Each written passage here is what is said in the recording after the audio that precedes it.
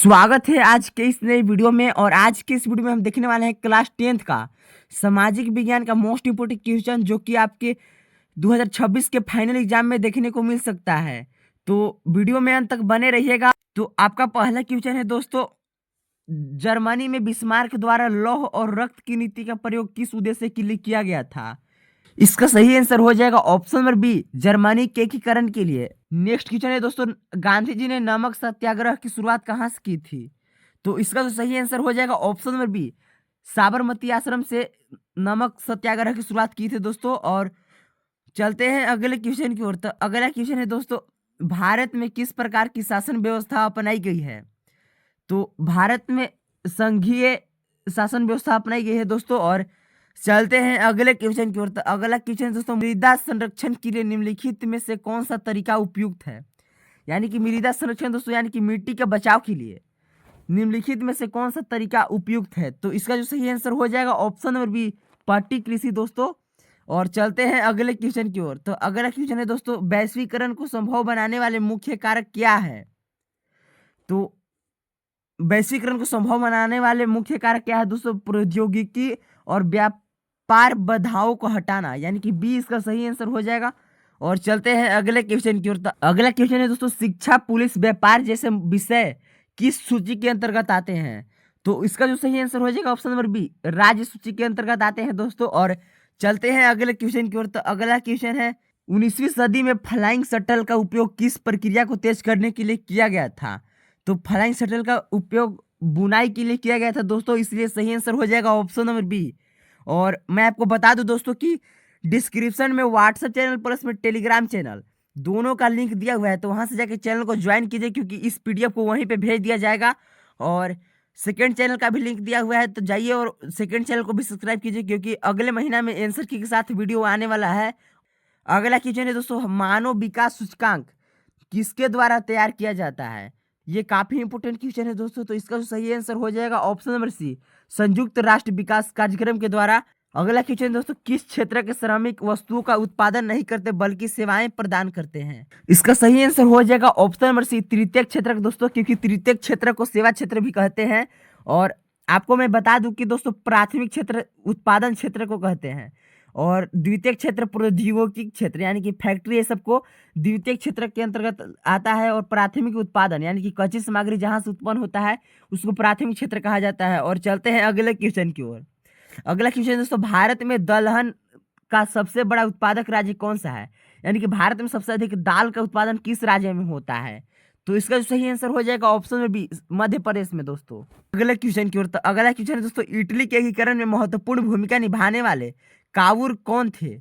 तो कावुर कौन थे दोस्तों? इसका सही आंसर हो जाएगा ऑप्शन नंबर सी, कूटनीतिज और प्रधानमंत्री थे दोस्तों। और चलते हैं अगले क्वेश्चन की ओर। अगला क्वेश्चन है दोस्तों, वह व्यवस्था जिसमें वस्तु के बदले वस्तु का आदान प्रदान होता है उसे क्या कहते हैं? वस्तु विनिमय विनिमय प्रणाली दोस्तों। और चलते हैं अगले क्वेश्चन की ओर। तो अगला क्वेश्चन है, निम्नलिखित में से कौन सी एक रबी की फसल है? तो इसका जो सही आंसर हो जाएगा ऑप्शन नंबर बी, गेहूं में एक रबी फसल है दोस्तों। इसको जाड़े के मौसम में बोआ जाता है। और चलते हैं अगले क्वेश्चन की ओर। तो अगला क्वेश्चन है, किसी लोकतंत्र के मूल्यांकन का सबसे अच्छा पैमाना क्या है? तो इसका जो सही आंसर हो जाएगा ऑप्शन नंबर बी, स्वतंत्र और निष्पक्ष चुनाव किसी भी लोकतंत्र के मूल्यांकन का सबसे अच्छा पैमाना है। अगला क्वेश्चन है दोस्तों, उपभोक्ता को जानकारी का अधिकार किस अधिनियम के तहत प्राप्त है? तो इसका जो सही आंसर हो जाएगा ऑप्शन नंबर बी, आरटीआई 2005 के अंतर्गत प्राप्त है दोस्तों। और चलते हैं अगले क्वेश्चन की ओर। अगला क्वेश्चन है दोस्तों, निम्नलिखित में से कौन सा एक गैर पारंपरिक ऊर्जा स्रोत है? तो इसका जो सही आंसर हो जाएगा ऑप्शन नंबर डी, ज्वारीय ऊर्जा दोस्तों। ज्वारीय ऊर्जा यानी कि ज्वार भट्टा से उत्पन्न होने वाले ऊर्जा को ज्वारीय ऊर्जा कहते हैं दोस्तों। जो ज्वार भट्टा, अगर आपको समझ में नहीं आता है, तो ज्वार का मतलब होता है दोस्तों, जब समुद्र में लहर उठता है और जब वह लहर किनारे की ओर आता है तो उसके बोलते हैं ज्वार। और भाटा बोलते हैं जब वापस लौट के जब जाता है वही वर्ष जल, तो उसको भाटा बोला जाता है। तो इससे जो उत्पन्न होने वाला ऊर्जा होता है उसे ज्वारीय ऊर्जा कहते हैं दोस्तों। और चलते हैं अगले क्वेश्चन की ओर। तो अगला क्वेश्चन है, भारत में कौन सा संसाधन समुदाय के स्वामित्व वाला संसाधन नहीं है? तो व्यक्तिगत खेत जो होता है दोस्तों, वह स्वामित्व वाला संसाधन नहीं है दोस्तों। और स्वामित्व वाला संसाधन उसे दोस्तों, ऐसा संसाधन जिसे कोई भी इस्तेमाल में ला सके।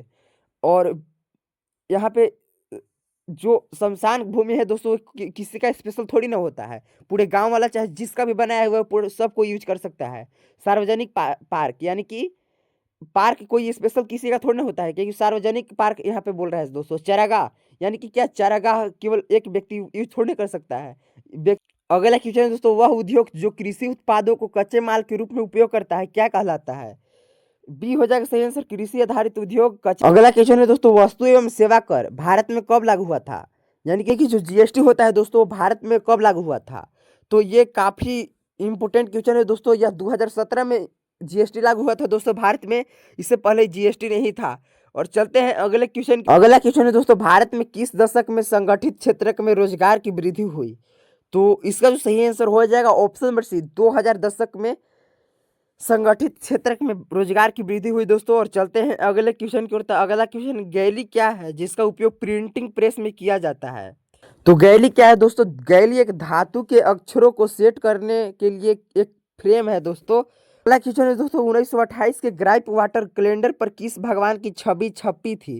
यानी कि 1928 में जो ग्राइप वाटर कैलेंडर था दोस्तों, उस पर किस भगवान का फोटो छपा हुआ था?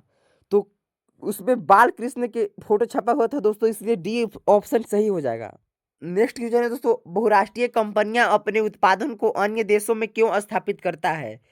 तो इसका जो सही आंसर हो जाएगा ऑप्शन में बी, उत्पादन की लागत कम करने के लिए दोस्तों बहुराष्ट्रीय कंपनियां यानी कि विदेशी कंपनियां अगले अलग अलग देशों में स्थापित करता है। अगला क्वेश्चन है दोस्तों, जाति व्यवस्था को समाप्त करने का प्रयास करने वाले समाज सुधारक कौन थे? तो यानी कि जाति व्यवस्था जो था दोस्तों, छुआछूत या जाति पाति का जो भेदभाव वाला व्यवस्था था, उसको खत्म करने का प्रयास करने वाले समाज सुधारक कौन थे? तो भीमराव अम्बेडकर और महात्मा गांधी थे दोस्तों। और चलते हैं अगले क्वेश्चन की ओर। तो अगला क्वेश्चन है, ब्रिटेन यानी कि इंग्लैंड में औद्योगिक क्रांति के बाद किस मशीन के आने से पारंपरिक कारीगरों को नुकसान हुआ? इसका सही आंसर हो जाएगा option number D, power loom दोस्तों। और चलते हैं अगले क्वेश्चन की ओर। अगला क्वेश्चन है दोस्तों, सरकार के विभिन्न अंगों के बीच शक्ति का बंटवारा क्या कहलाता है? तो इसका जो सही आंसर हो जाएगा ऑप्शन नंबर ए, सत्ता का क्षैतिज वितरण कहलाता है दोस्तों। और चलते हैं अगले क्वेश्चन की ओर। तो अगला क्वेश्चन है, जलोढ़ मिट्टी को कितने भागों में विभाजित किया जाता है? तो जलोढ़ मिट्टी को दो भागों में विभाजित किया जाता है दोस्तों, और वो है खादर और बांगर। तो इसका जो सही आंसर हो जाएगा ऑप्शन नंबर ए, दो, खादर और बांगर। और चलते हैं अगले क्वेश्चन की ओर। तो अगला क्वेश्चन है, लोकतंत्र की सफलता के लिए निम्नलिखित में से क्या सबसे आवश्यक है? तो सबसे आवश्यक क्या है दोस्तों? नागरिक की शिक्षा और जागरूकता लोकतंत्र की सबसे सफलता है दोस्तों, सबसे अच्छा सफलता है। यानी कि लोकतंत्र सफल कब होगा? जब देश के सभी नागरिक शिक्षित होंगे और जागरूक होंगे। नेक्स्ट क्वेश्चन है दोस्तों, मुद्रा का सबसे महत्वपूर्ण कार्य क्या है? यानी कि जो पैसा कौड़ी होता है दोस्तों, उसका सबसे इंपोर्टेंट काम क्या है? ऋण देना, मूल्य का एक भंडार, विनिमय का माध्यम या ब्याज एकत्र करना। तो इसका तो एकदम स्पष्ट रूप से दिख रहा है दोस्तों कि सी ऑप्शन सही हो जाएगा। एमसीक्यू का लास्ट क्वेश्चन है दोस्तों, भारत में सबसे बड़ा सड़क नेटवर्क किस प्रकार का है? तो इसका जो सही आंसर हो जाएगा ऑप्शन नंबर सी, ग्रामीण सड़कें।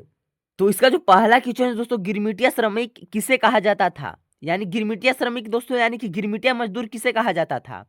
उत्तर दिया हुआ है दोस्तों, गिरमिटिया मजदूर या श्रमिक वे बंधित मजदूर थे जिन्हें 19वीं सदी में एक समझौते के तहत भारत से ले जाकर कैरिबियाई द्वीपों, फिजी और मलाया जैसे स्थानों पर काम करने के लिए रखा जाता था।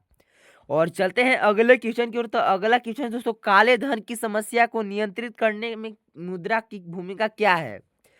तो इसका उत्तर दिया हुआ है, मुद्रा का उपयोग करना आसान है जिससे अवैध लेन देन और टैक्स चोरी होती है। सरकार डिजिटल भुगतान को बढ़ावा देकर और नोटों की सीमा तय करके इसे नियंत्रित करने का प्रयास करती है। और चलते हैं अगले क्वेश्चन की ओर। तो अगला क्वेश्चन दोस्तों, भारत में पवन ऊर्जा के दो मुख्य उत्पादक राज्यों के नाम बताइए। यानी कि इसमें दो राज्यों के नाम बताना है जिसमें पवन ऊर्जा यानी कि जो पवन चक्की देखे होंगे दोस्तों, जो तीन पंखा वाला जो होता है और वो कहीं खेत वोत में या समुद्र के तट पर लगाया जाता है दोस्तों।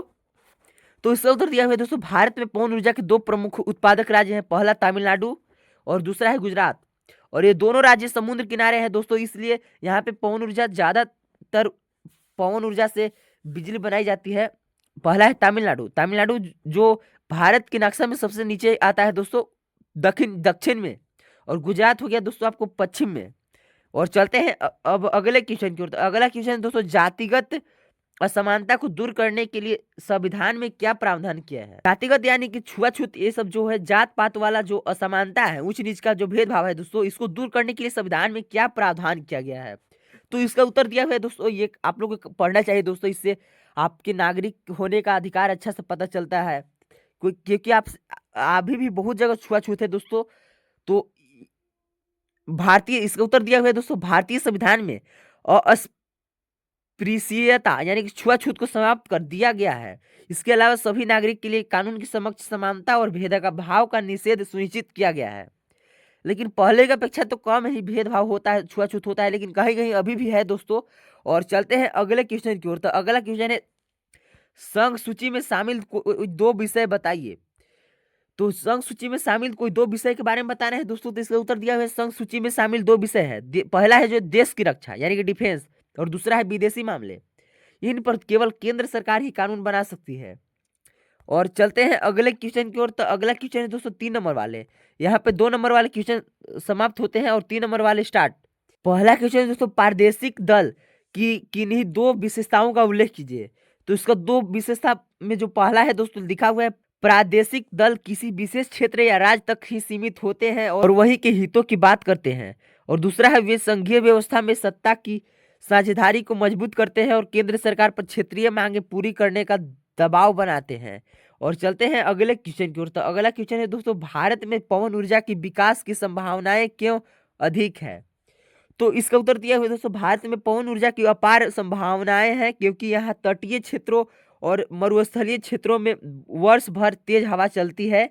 इन हवाओं का उपयोग करके पर्यावरण अनुकूलन तरीके से बिजली का उत्पादन किया जा सकता है और इसलिए पवन ऊर्जा के विकास की संभावना अधिक है भारत में दोस्तों। और अगला क्वेश्चन है दोस्तों, 18वीं सदी के अंत तक लंदन में महिलाओं और बच्चों के श्रम पर नियंत्रण क्यों लगाया गया? इसका उत्तर दिया हुआ है दोस्तों, कारखानों में महिलाएं और बच्चे घंटों काम करते थे जिससे वे बीमार होते थे और उन्हें चोट लगती थी। इसलिए उनकी सुरक्षा सुनिश्चित करने, उनके स्वास्थ्य की रक्षा करने और काम के घंटे सीमित करने के लिए नियंत्रण लगाए गए। भारत में उपभोक्ता जागरूक की आवश्यकता क्यों है? कोई दो कारण बताएं। तो इसका जो दो पहला कारण है दोस्तों, बाजार में नकली और घटिया उत्पादों की भरमार है जिससे उपभोक्ताओं को नुकसान होता है। और दूसरा है, उपभोक्ताओं को अक्सर धोखाधड़ी का सामना करना पड़ता है, इसलिए उन्हें अपने अधिकारों और कानूनी उपायों की जानकारी होना आवश्यक है। अगला क्वेश्चन दोस्तों, समान विकास क्यों आवश्यक नहीं है? इसका उत्तर दिया हुआ है दोस्तों, सभी लोगों की विकास की इच्छाएं और लक्ष्य अलग अलग होते हैं। एक व्यक्ति के लिए विकास दूसरे के लिए विनाशकारी हो सकता है, जैसे बांध बनाना।